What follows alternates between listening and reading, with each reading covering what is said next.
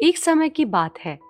एक हरे भरे जंगल में एक बुद्धिमान और शरारती बंदर राख्ता मुखा रहता था। उसका एक गहरा दोस्ती का रिश्ता था, एक नेक और दयालु मगरमच्छ से, जिसका नाम कारालामुखा था, जो कि नजदीक की नदी के चमकते हुए पानी में रहता था। उनकी दोस्ती को जंगल के सब जानवरों ने प्रशंसा किया, क्योंकि वो दिन भर नदी के किनारे उगने वाले मिठास से भरे फलों को एक साथ खाते थे। एक दिन जब उन्होंने पके हुए आम खाते हुए कारालामुखा की पत्नी, सुंदर और जिज्ञासा से भरी मिसेस क्रोकोडाइल, दूर से उन फलों को देख रही थी। उसकी खुशबू से मोहित होकर उसे उन्हें खुद भी चखने का मन हुआ। फलों को चखने की इच्छा उसके दिल को जला रही थी और उसने अपने पति से अपनी इच्छा का खुलासा किया।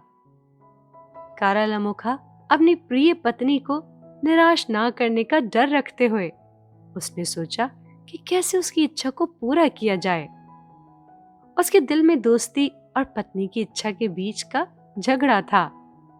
अंत में उसने अपने भारी हुए दिल के साथ रक्तामुखा के पास जाकर कहा, प्यारे दोस्त, मेरी पत्नी को आपके मिठास से भरपूर फलों की कहानियों ने मोहित कर दिया है।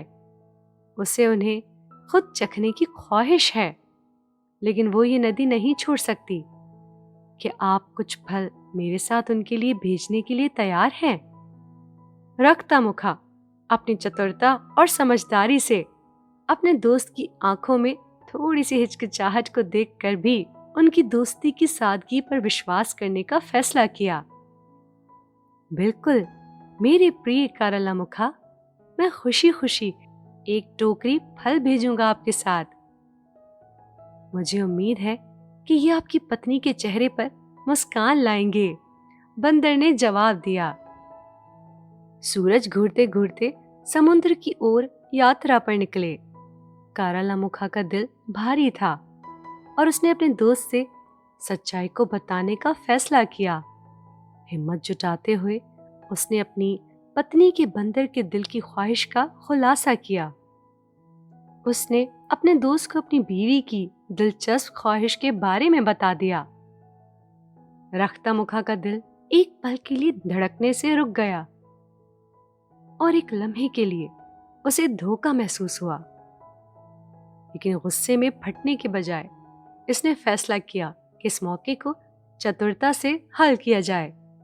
उसने मुस्कुरा कर कहा, अरे मेरे प्यारे दोस्त, मैं आपके प्रिय पत्नी की भावनाओं को समझ सकता हूं, लेकिन देखो, मेरा दिल यहां मेरे साथ नहीं है। ये सबसे ऊंचे पेड़ पर बैठा हुआ है। चलो हम लौट कर आएंगे और मैं उसे लेकर आऊंगा। कारालामुखा को हैरत हुई, लेकिन उसने बंदर की बातों पर विश्वास किया और उसे किनारे तक वापस ले गया। नदी के किनारे पहुंचकर रक्तामुखा तेजी से नजदीक के पेड़ पर चढ़ गया और नीचे बोला, देखो, मेरा दिल यहाँ सुरक्षित है और आपकी धोखेबाजी के इरादों से मैं बच गया। अपनी गलती का एहसास होते ही कारालामुखा को अफसोस हुआ।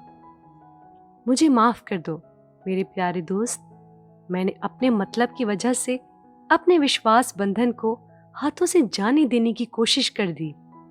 उसने स्वीकार किया।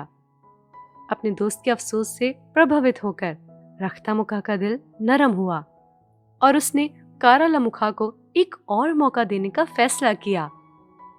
दोस्ती एक ऐसा खजाना है जो संजोती और बचाए जाने लायक है, बंदर ने कहा, लेकिन याद रखो, ईमानदारी और विश्वास सच्ची दोस्ती की मुख्य स्तंभ है।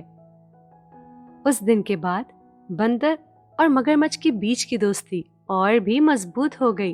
वो हंसते और कहानियां सुनते और मिठास से भरपूर फलों को बांटते रहे।